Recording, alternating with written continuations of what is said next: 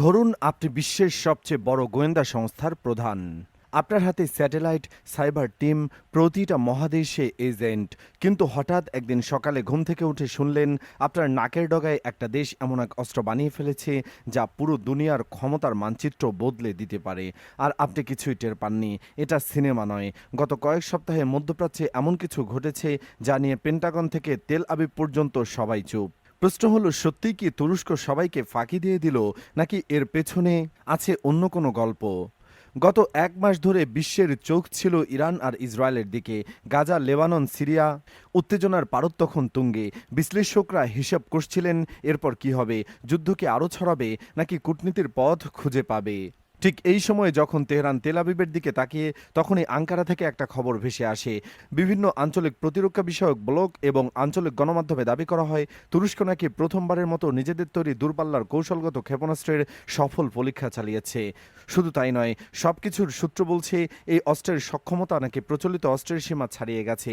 এখন কথা হলো, এই খবরটা কতটা সত্য আর কতটা মনস্তাত্ত্বিক চাপ তৈরির কৌশল। কারণ এখন পর্যন্ত তুরস্ক সরকারের পক্ষ থেকে পারমাণবিক মিসাইল নিয়ে কোনো আনুষ্ঠানিক ঘোষণা আসেনি। তাহলে এই গুঞ্জনটা ছড়ালো কিভাবে? এখানেই সবচেয়ে বড় ধাঁধা। আমেরিকার সিআইএ এবং ইসরায়েলের মোসাদ, ব্রিটেনের MI6, এদের কাজই হলো দুনিয়ার কোথায় কে কি বানাচ্ছে তা আগে থেকে জানানো। বিশেষ করে পারমাণবিক সক্ষমতা নিয়ে তো পশ্চিমা বিশ্ব সবসময় সর্বোচ্চ সতর্ক। ইরানের নাতানজে সেন্ট্রিফিউজ ঘুরলে ওয়াশিংটন জেনে যায়, উত্তর কোরিয়ার মিসাইল টেস্টের প্রস্তুতি নিলে স্যাটেলাইট ছবি চলে যায়। তাহলে তুরস্কের মতো ন্যাটো সদস্য দেশ, যারা প্রতিটি সামরিক ঘাঁটি এখন একরকম নজরদারির মধ্যে থাকে, সে কিভাবে 2-3 বছরের মধ্যে একটি প্রকল্প চালালো আর কেউ টের পেল না। প্রতিরক্ষা বিশেষজ্ঞরা বলছেন এ ধরনের প্রযুক্তি তৈরি করতে বিশাল অবকাঠামো লাগে, হাজার হাজার বিজ্ঞানী লাগে, ইউরেনিয়াম সমৃদ্ধকরণ লাগে। এগুলো লুকানো প্রায় অসম্ভব। তাহলে কি গোয়েন্দা সংস্থাগুলো আসলে ব্যর্থ, নাকি তারা জেনেও চুপ ছিল? আর যদি চুপ থাকে তাহলে কেন? এই প্রশ্নটাই এখন ওয়াশিংটন থেকে ব্রাসেলস পর্যন্ত ঘুরপাক খাচ্ছে। ঘটনার সূত্র খুঁজতে আমরা 2 সপ্তাহ পিছিয়ে যেতে হবে। তখন ইসরায়েলের একজন সিনিয়র সামরিক কর্মকর্তা একটা মন্তব্য করেন। তিনি বলেন, ইরানে যা হয়েছে সেটা নাকি ট্রেলার, আসল সিনেমা নাকি অন্যদের জন্য তোলা আছে। এই বক্তব্যে সরাসরি তুরস্কের নাম না এলেও আঙ্কারা এটাকে নিজেদের দিকে ইঙ্গিত করে হিসাব নিয়েছে বলে কূটনৈতিক মহলের ধারণা। এরদোয়ান তাৎক্ষণিকভাবে কোনো প্রতিক্রিয়া দেননি, কিন্তু এরপর থেকেই তুরস্ক ধাপে ধাপে তাদের সামরিক সক্ষমতা দেখাতে শুরু করে। প্রথমে বায়রাক্তার TB2 ড্রোনের নতুন সংস্করণ সামনে আনা হয়। ইউক্রেন যুদ্ধে এই ড্রোন ইতিমধ্যে নিজের কার্যকারিতা প্রমাণ করেছে। এরপর আলোচনায় আসে আনকা 3 নামের স্টেলথ কমব্যাট ড্রোন। ডিজাইন দেখে অনেকে বলছেন এটা আমেরিকার B2 বোমারু বিমানের প্রযুক্তির কাছাকাছি রাডার ফাঁকি দিতে পারে, দীর্ঘক্ষণ আকাশে থাকতে পারে। এ পর্যন্ত সবকিছু প্রচলিত অস্ত্রের মধ্যেই ছিল। কিন্তু আসল আলোড়ন তৈরি হয় তখন, যখন কিছু তুর্কি প্রতিরক্ষা পোর্টাল দাবি করে দেশটা নাকি 10,000 কিলোমিটারের বেশি পাল্লার একটি ব্যালিস্টিক মিসাইল সিস্টেম তৈরি করে ফেলেছে। এবার আসি সেই গুঞ্জনের গভীরে। বিভিন্ন অসামরিক সূত্রে যে তথ্যগুলো ঘুরছে সেগুলো যদি সত্যি হয় তাহলে হিসাবটা ভয়ানক। বলা হচ্ছে এই মিসাইলের পাল্লা 13,000 কিলোমিটার পর্যন্ত হতে পারে। মানে আঙ্কারা থেকে ছুড়লে ইউরোপের পুরোটা, এশিয়ার বড় অংশ আর অফিসিয়াল প্রায় সবটাই এর আওতায় চলে আসবে। আরও বলা হয় এটা নাকি MIRV প্রযুক্তির, অর্থাৎ একটা মিসাইল ছোড়ার পর সেটা আকাশে গিয়ে 12 থেকে 15টা আলাদা আলাদা ওয়ারহেড ভাগ হয়ে ভিন্ন ভিন্ন লক্ষ্যে আঘাত হানতে পারে। এই প্রযুক্তি হাতে গোনা কয়েকটা দেশের কাছে আছে। আমেরিকা, রাশিয়া, চীন, ফ্রান্স, ব্রিটেন, ভারত আর পাকিস্তানও পরীক্ষা চালিয়েছে। তুরস্ক যদি সত্যি এই ক্লাবে ঢুকে পড়ে তাহলে ভূরাজনীতির বোর্ড উল্টে যাবে।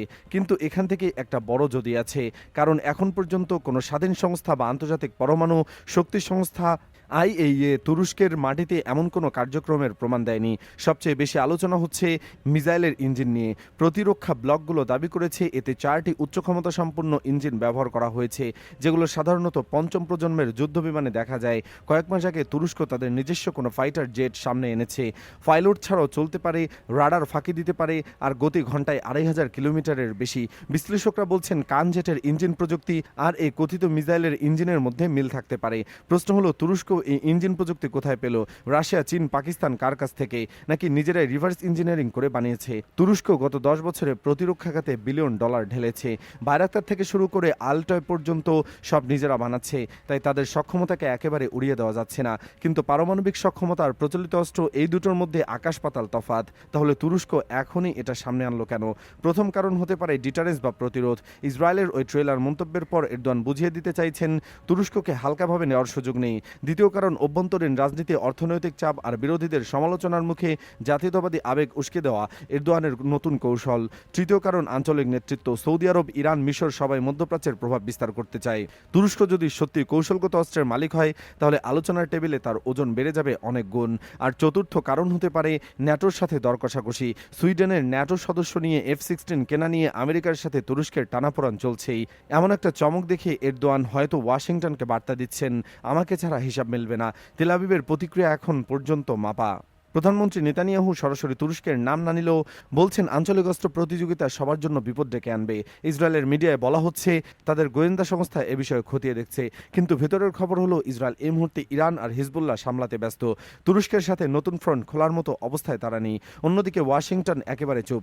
পেন্টাগন বা স্টেট ডিপার্টমেন্ট থেকে কোনো স্পষ্ট বিবৃতি আসেনি।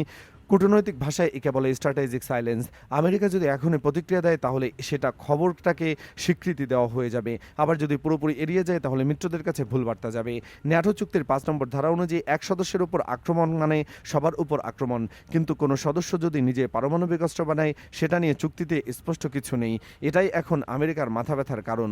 তুরস্কের এই উত্থান একদিনে হয়নি। 2016 সালে ব্যর্থ সেনা অভ্যুত্থানের পর এরদোয়ান প্রতিরক্ষা খাতকে পুরোপুরি ঢেলে সাজান।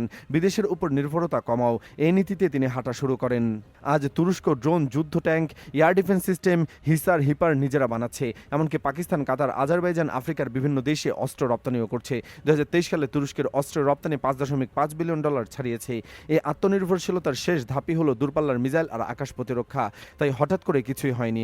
প্রশ্ন হলো এই যাত্রাকে পারমাণবিক পর্যন্ত গড়িয়েছে নাকি এটা শুধুই তথ্যযুদ্ধ এবং অংশ। যদি সত্যিই তুরস্ক কৌশলগত অস্ত্রের মালিক হয় তাহলে মধ্যপ্রাচ্যের ক্ষমতার ভারসাম্য বদলে যাবে। ইরান এতদিন পারমাণবিক কর্মসূচি নিয়ে একা চাপে ছিল। এখন যদি তুরস্ক সেই পথে হাঁটে তাহলে সৌদি আরব চুপ করে বসে থাকবে না, মিশরও পিছিয়ে থাকতে চাইবে না। একটা নতুন অস্ত্র প্রতিযোগিতা শুরু হয়ে যেতে পারে।